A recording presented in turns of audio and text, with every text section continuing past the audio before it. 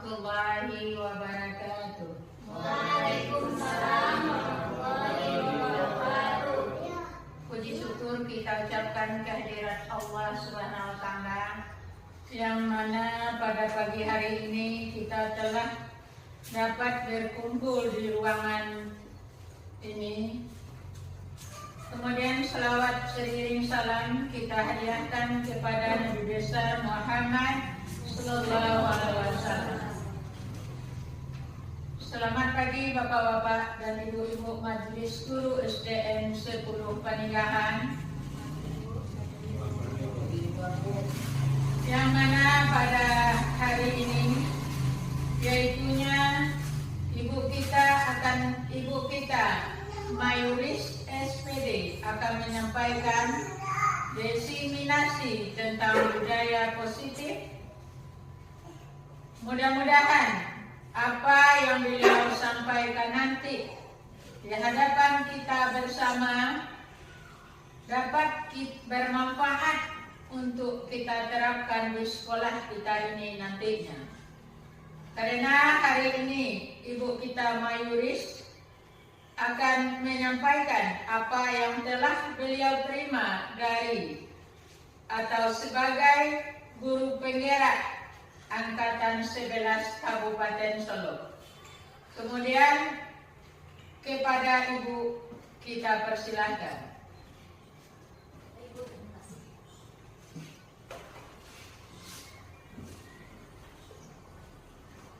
Bismillahirrahmanirrahim. Assalamualaikum warahmatullahi wabarakatuh. Waalaikumsalam warahmatullahi wabarakatuh. Selamat pagi Bapak Ibu semuanya. Selamat pagi. Puji syukur kita mengucapkan kehadiran Allah Subhanahu wa Ta'ala, yang mana beliau telah melimpahkan rahmat dan karunia-Nya kepada kita bersama, sehingga kita dapat hadir di ruangan ini untuk mengikuti desiminasi pada hari ini. Dan selawat beserta salam tak lupa pula kita kirimkan kepada Nabi besar kita, yakni Nabi Muhammad Sallallahu Alaihi Wasallam, yang telah membawa kita dari alam kegelapan kepada alam yang terang benderang seperti yang kita rasakan pada saat sekarang. Terima kasih kepada Bapak dan Ibu yang telah hadir pada acara desiminasi penyampaian budaya positif, menyebarkan pemahaman dan penerapan pengalaman tentang budaya positif yang telah saya pelajari sebagai guru penggerak Angkatan 11. Di sini saya bukan bermaksud menggurui, tapi saya hanya menyampaikan apa yang telah saya pelajari, dan semoga apa yang telah saya sampaikan ini bisa kita terapkan di sekolah kita dan menjadikan sekolah kita lebih baik untuk kedepannya. Apa itu budaya positif? Budaya positif adalah merupakan perwujudan dari nilai-nilai atau keyakinan universal yang diterapkan di sekolah. Budaya positif dapat mendorong murid untuk mampu berpikir, bertindak, dan menciptakan sebagai proses memerdekakan dirinya sehingga murid mampu mandiri dan bertanggung jawab. Konsep inti dari budaya positif terdiri atas 7 bagian. Yang pertama yaitu perubahan paradigma belajar. Yang kedua, disiplin positif. Yang ketiga, kebutuhan dasar manusia. Yang keempat, motivasi perilaku manusia. Yang kelima, posisi kontrol guru. Yang keenam, keyakinan kelas. Dan yang terakhir, segitiga restitusi. Baiklah, kita akan mencoba membahas satu persatu tentang budaya positif. Yang pertama yaitu pembelajaran paradigma baru. Apa itu pembelajaran paradigma baru?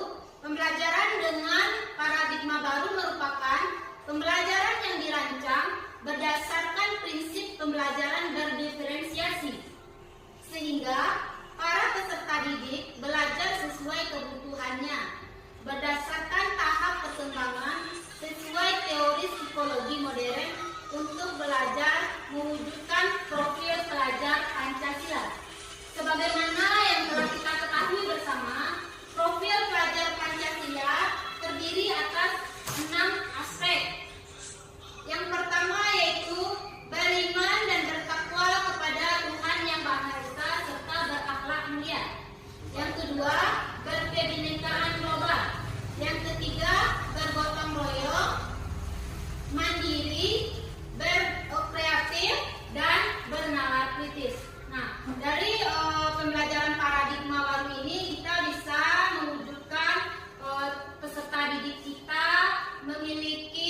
profil pelajar Pancasila.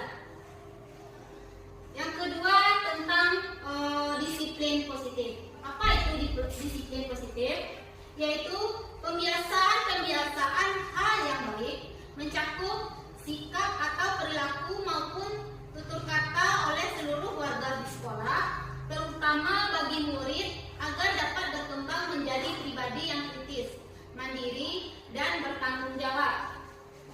Sebagai pendidik, tujuan kita adalah menciptakan peserta didik yang memiliki disiplin diri sehingga mereka berperilaku mengacu kepada nilai-nilai kebajikan universal dan memiliki motivasi dalam diri menuju perubahan perilaku ke arah yang lebih baik.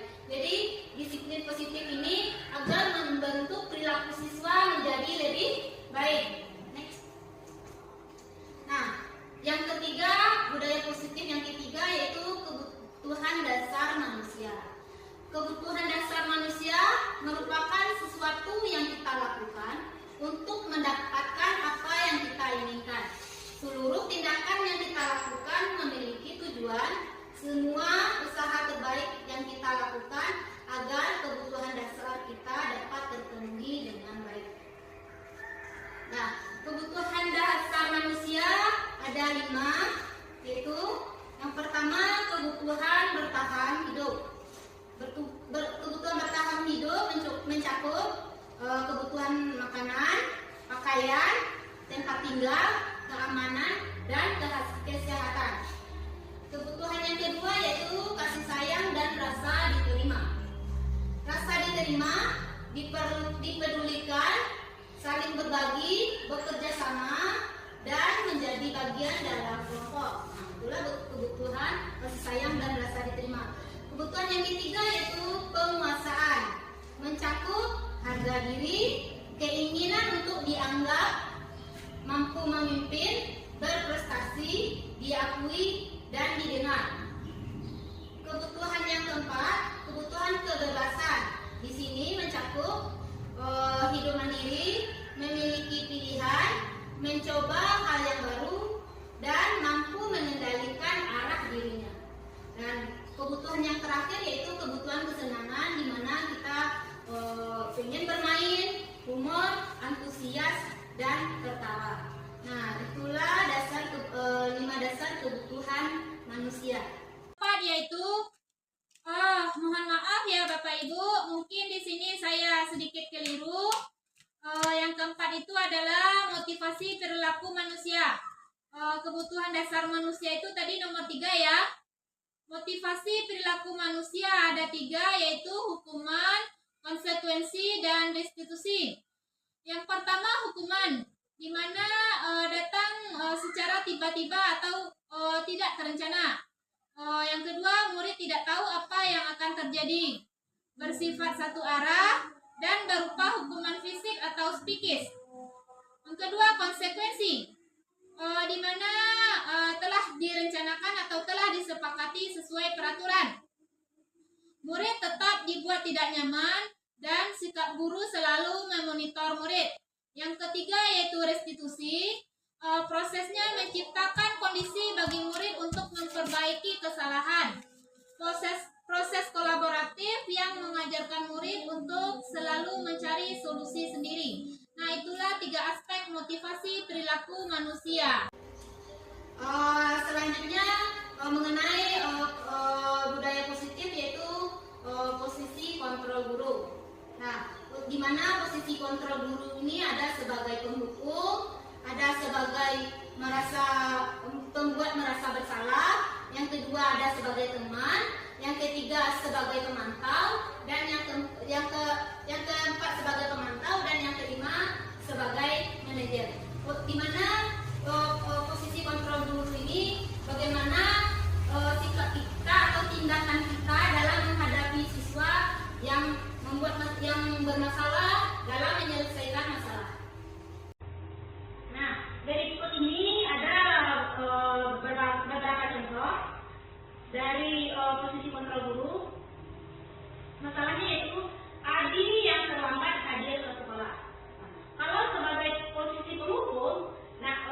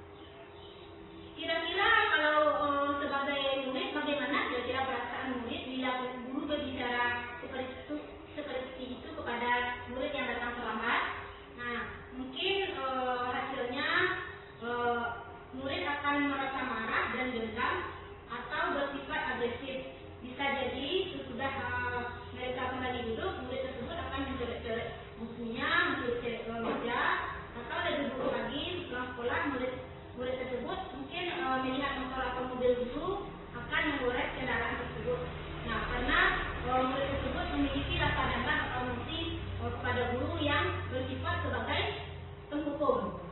Nah, posisi kontrol yang kedua yaitu pembuat merasa bersalah, di mana nada suara menelat atau halus atau sedih, bahasa tubuhnya merapat kepada anak. Nah, contohnya, adik, kamu ini bagaimana ya? Kamu sudah berjanji dengan ibu tidak akan terlambat lagi. Kamu kenapa senang sekali mengecewakan ibu? Ibu benar-benar kecewa sekali. Nah, itulah contoh kalimat kalau membuat anak itu menjadi merasa bersalah karena kata-kata kita. Nah, kira-kira bagaimana hasilnya terhadap murid yang disebut seperti ini? Nah, hasilnya murid akan merasa bersalah telah mengecewakan ibu bapak gurunya. Murid akan merasa menjadi orang yang gagal dan tidak sanggup membahagiakan orang lain. Kadang-kala sikap seperti ini lebih berbahaya dari sikap penghukum, karena emosi akan tertahan dalam dirinya. Murid menahan dan dia akan menahan perasaannya. Tidak seperti murid dalam posisi penghukum. Kalau posisi penghukum dia langsung mengeluarkan apa dalam hatinya, coret-coret atau menggolek atau menjadi gurunya ya. Kalau kita posisi penghukum, tapi kalau kita pada posisi pembuat merasa bersalah, dia akan merasa bersalah, jadi menahan dirinya. Kira-kira seperti itu. Selanjutnya posisi kontrol guru sebagai teman. Nada bicaranya, nada suaranya ramah, akrab, dan bercanda. Bahasa tubuhnya merapat kepada murid, mata dan senyum jenaka. Nah, contoh kalimatnya, adik, ayolah, bagaimana sih kamu? Kemarin kamu sudah berjanji kepada bapak atau ibu, bukan? Kenapa terlambat lagi? Sambil tertawanya. Ya sudah, tidak apa-apa, duduk sana. Nanti bapak atau ibu bantu kamu ya, kamu ini ya, sambil tersenyum. Nah, kira-kira seperti itu ya. Kita seolah-olah menganggap anak itu sebagai teman. Nah, lalu bagaimana perasaan murid dengan sikap guru yang sebagai teman ini? Hasilnya, murid akan merasa senang dan akrab dengan guru. Ini termasuk dampak yang positif. Hanya saja sisi negatifnya, murid menjadi tergantung kepada guru tersebut. Bila ada masalah, dia merasa bisa mengandalkan guru tersebut untuk membantunya. Tapi akibat lainnya, pada posisi teman ini, anak itu akan selalu berbuat sesuatu bila guru tersebut yang menyuruhnya. Nah, kadang-kala kalau guru lain yang menyuruh, mungkin dia nggak mau ya, karena dia hanya merasa dekat dengan guru ini. Jadi guru lain mungkin kurang ditanggapi. Nah, kira-kira itulah posisi sebagai teman. Yang keempat, posisi sebagai pemantau. Nah, ciri-ciri posisi sebagai pemantau, nada suara datar, bahasa tubuhnya formal. Contoh kalimatnya, berikut adalah percakapannya antara murid dan guru. Contohnya di sini si Adi. Adi, tahu kamu jam berapa kita mulai pelajaran? Jawab si Adi, tahu Kak. Kamu terlambat 15 menit. Apakah kamu sudah mengerti konsekuensi yang harus dilakukan di dalam kelas? Paham Pak, saya harus tinggal kelas pada jam istirahat nanti dan mengerjakan tugas yang ketinggalan saya. Ya benar, nanti pada saat jam istirahat kamu harus tinggal di kelas untuk menyelesaikan tugas yang tertinggal tadi. Saya tunggu ya. Nah, kira-kira seperti itulah kalau sebagai pemantau. Dia menanyakan apa rasanya terlambat, nanti akan dikasih konsekuensi apabila terlambat. Nah, bagaimana hasil sebagai pemantau? Murid memahami konsekuensi yang harus dijalankan karena telah melanggar salah satu peraturan sekolah. Guru tidak menunjukkan suatu emosi yang berlebihan, menjadi marah atau membuat merasa bersalah. Murid tetap dibuat tidak nyaman, yaitu harus tinggal di dalam kelas pada waktu jam istirahat dan mengerjakan tugas. Guru tetap harus memantau murid pada saat mengerjakan tugas di jam istirahat, karena tentu saja murid tidak bisa ditinggal sendiri. Kalau jam istirahat kita biarkan anak-anak tersebut mengerjakan tugas, tidak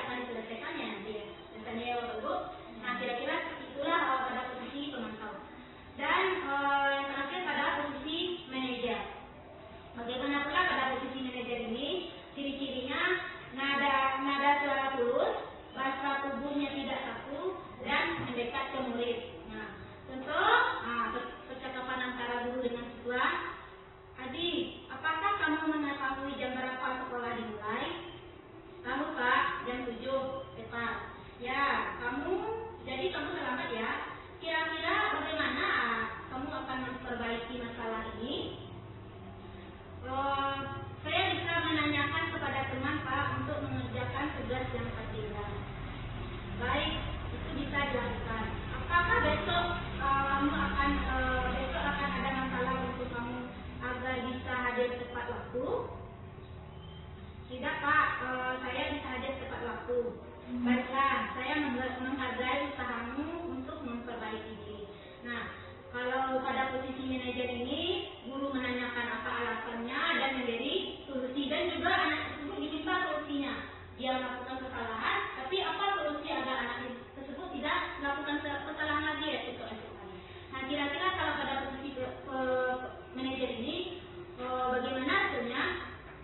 Posisi manajer, maka guru sebaiknya tulus, tidak perlu marah dan tidak perlu meninggikan suara. Apabila menunjuk jari ke murid atau berkaca pinggang atau bersikap seolah-olah menyesal tanpa sedih sekali akan perbuatan ataupun bersenda gurau menempatkan diri sebagai teman.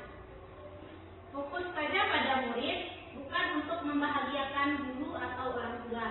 Murid sudah mengetahui apa adanya suatu masalah dan sesuatu perlu terjadi. Bila guru mengambil posisi pemantau, guru akan melihat apa konsekuensinya atau apa peraturannya.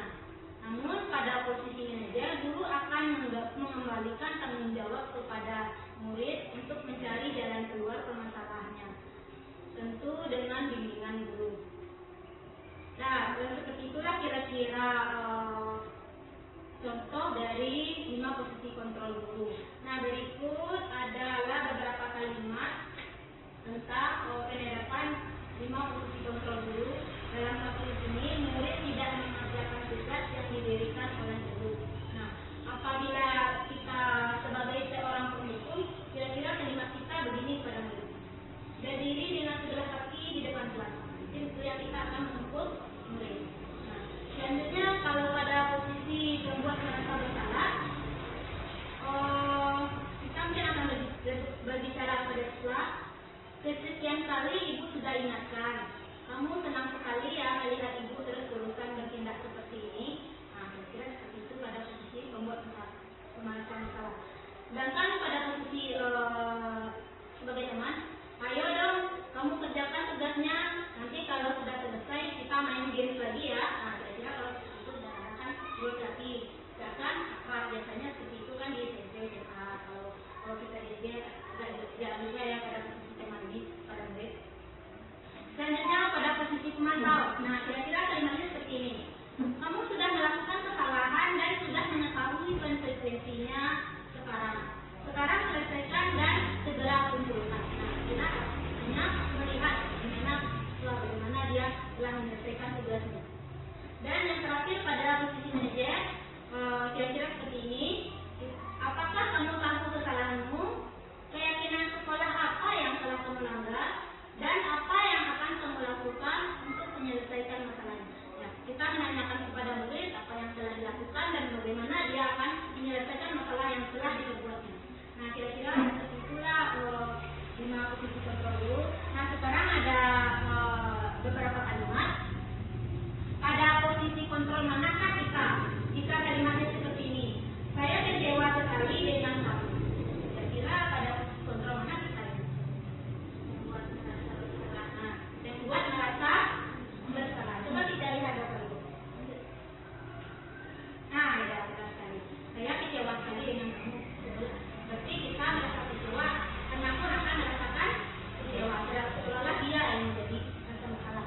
Selanjutnya, pada posisi kontrol apakah kita dengan kalimat seperti ini? Kamu tidak pernah benar melakukan. Sekarang keliling lapangan 3 kali. Pada posisi pemberi hukuman. Coba kita lihat. Ya benar sekali ya Bapak. Selanjutnya, pada posisi kontrol manakah kita? Kira-kira bagaimana kamu akan memperbaiki masalah ini? Manajer, apakah pada posisi manajer?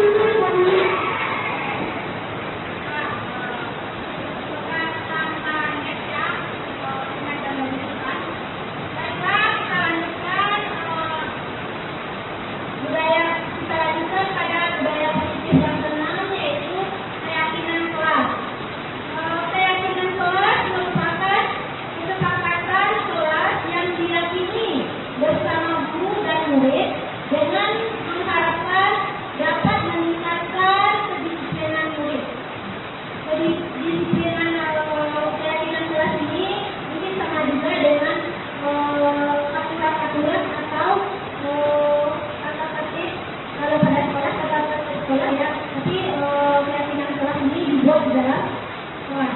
Nah, keyakinan kelas merupakan pernyataan universal dibuat dalam bentuk positif dan bersifat abstrak. Keyakinan kelas hendaknya tidak terlalu banyak sehingga mudah diingat dan dipahami. Semua warga kelas ikut berkontribusi dalam pembuatan keyakinan kelas lewat kegiatan mengutarakan pendapatnya. Nah, keyakinan kelas ini dibuat dalam kalimat positif, di mana keyakinan kelas ini biasanya kita membuat keyakinan kelas ini kan seperti dilarang membuang sampah sembarangan, dilarang makan dan minum saja istirahat jam saja misalnya. Tapi sekarang keyakinan kelas ini kita buat dalam berupa kalimat positif, dilarang membuang sampah sembarangan. Kalimat positifnya kira-kira seperti ini: buanglah sampah pada tempatnya, atau jagalah kebersihan. Dilarang makan dan minum saat jam pelajaran. Kalimat positifnya berupa seperti ini: makan dan minum pada jam istirahat.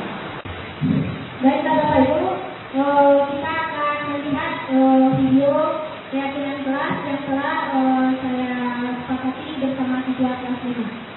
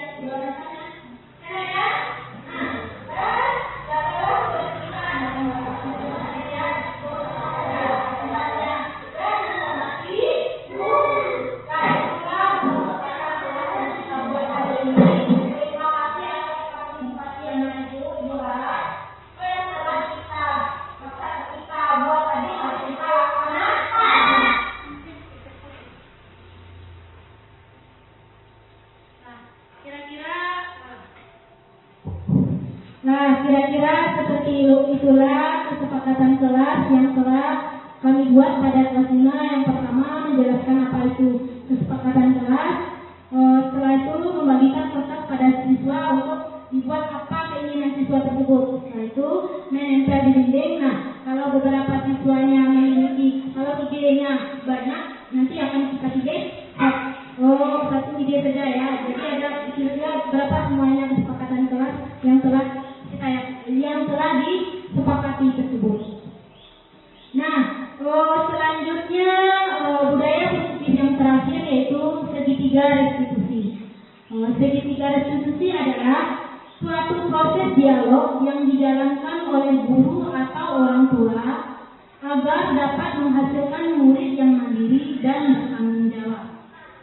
Segitiga restitusi membantu murid memiliki tujuan disiplin positif dan memperbaiki dirinya setelah berbuat salah.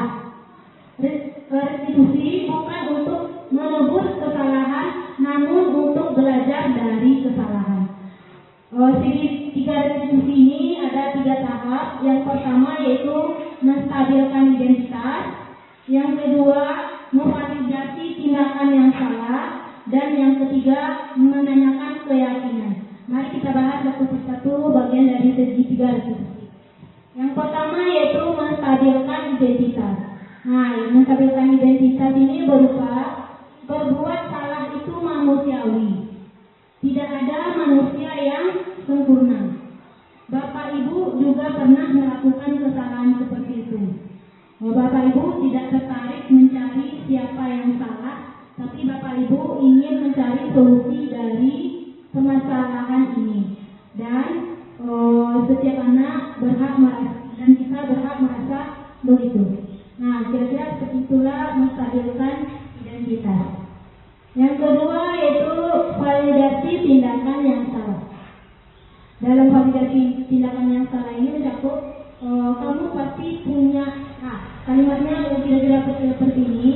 Kamu pasti punya alasan mengapa melakukan hal itu. Yang kedua, padahal kamu bisa melakukan yang lebih buruk dari ini ya. Yang ketiga, tentunya kamu patut bangga pada dirimu sendiri karena kamu telah melindungi sesuatu yang penting buat kamu. Nah, kira-kira seperti itulah validasi tindakan yang salah. Dan yang ketiga yaitu menanyakan keyakinan. Guru menanyakan keyakinan pada murid. Kalimatnya kira-kira seperti ini. Apa keyakinan kelas kita? Selanjutnya, nilai-nilai apa yang telah kita sepakati? Selanjutnya, seperti apa gambaran kelas yang ideal menurut kamu? Dan yang terakhir, kamu mau jadi orang yang seperti apa? Kira-kira seperti itu pada segitiga restitusi. Mari kita simak video praktek segitiga restitusi yang telah saya lakukan pada siswa kelas 5 berikut ini.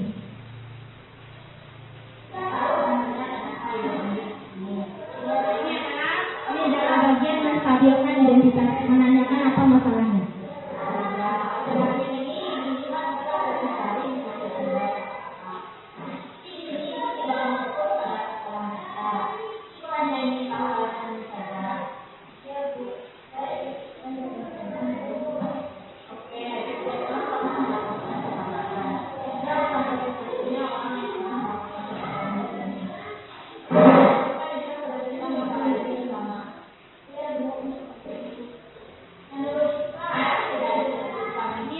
Bagian dari validasi tindakan yang salah.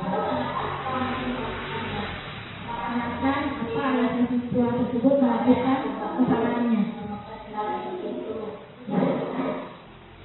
Tidak pada kesalahan ini itu hanya ingin dari atas kawal ini. Menurut kita keyakinan orang mana yang salah yang terakhir adalah menanyakan keyakinan. Apakah siswa itu yakin akan berbuat salah atau memperbaiki kesalahannya?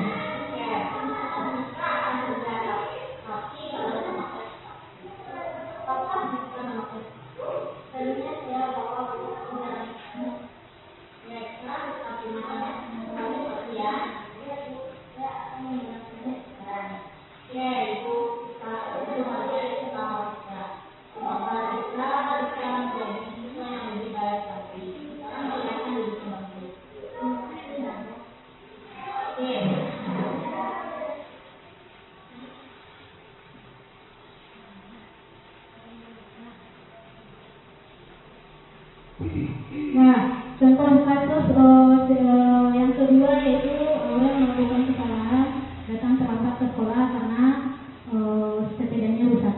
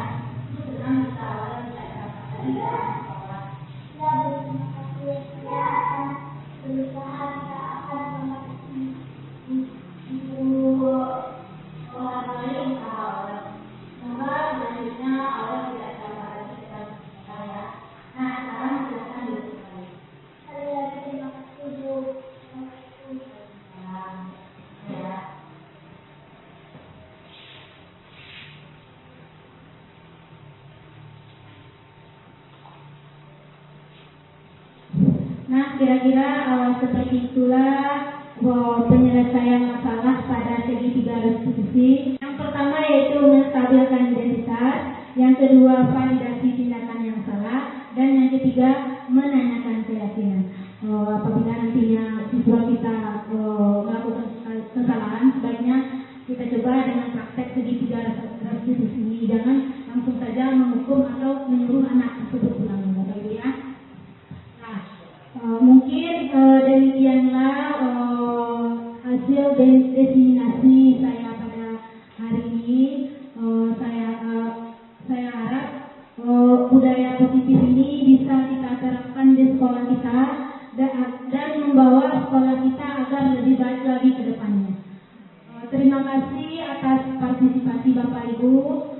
Saya salah dan hilaf, saya mohon maaf. Saya akhiri dengan wabillahi taufiq wal hidayah. Assalamualaikum warahmatullahi wabarakatuh. Waalaikumsalam warahmatullahi wabarakatuh.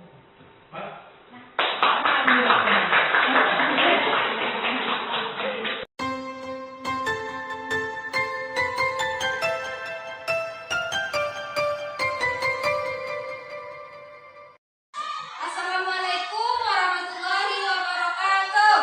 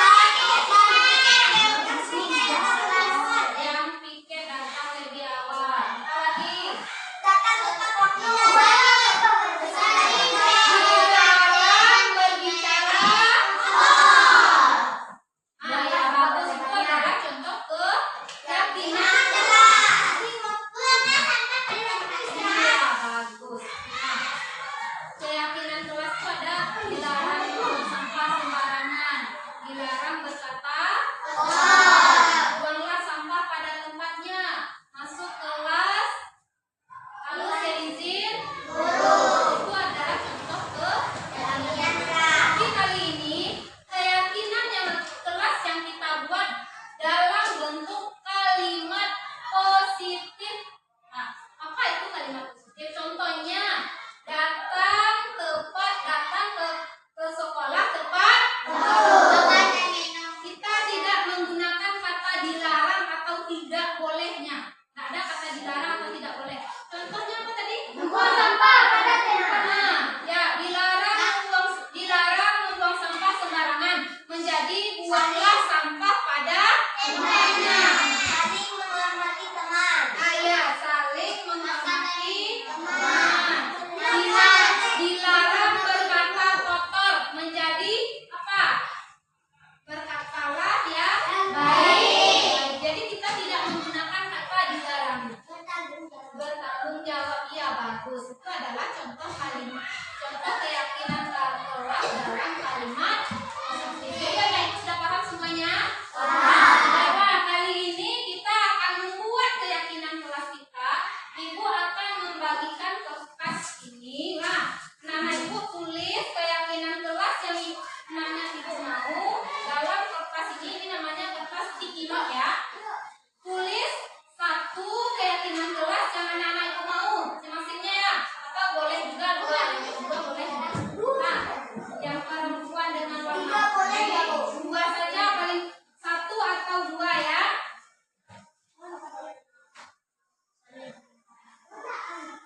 Ya, tulisnya di depan, jangan di depannya, nah, soalnya nanti akan kita tempel. Nah, yang lemnya di belakang ya. Lemnya di belakang, soalnya nanti akan kita tempel, jangan salah-salah. Ini salah ayat. Nah, nanti di sini ya. Ini nulisnya.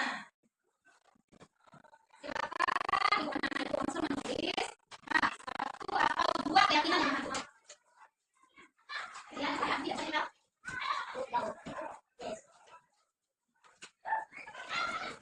Tulisnya bagus. Oke.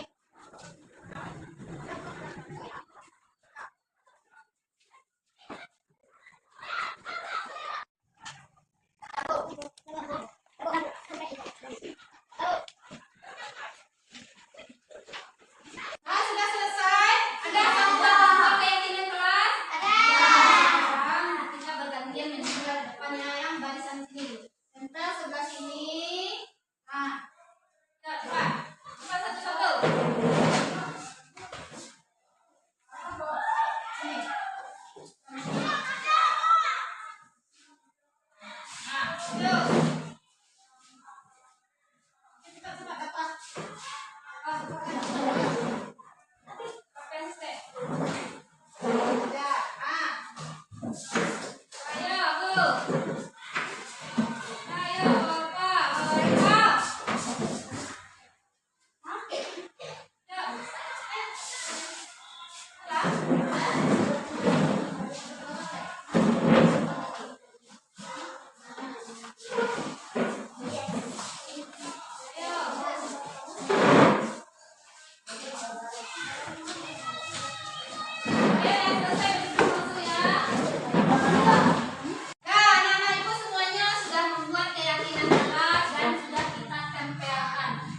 Sekarang mari kita baca satu persatu kira-kira keyakinan kelas apa yang Nana buat.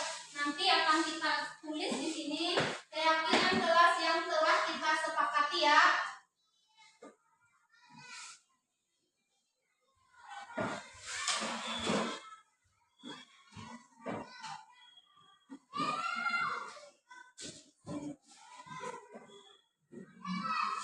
Nah, yang pertama ada saling menghormati, ya.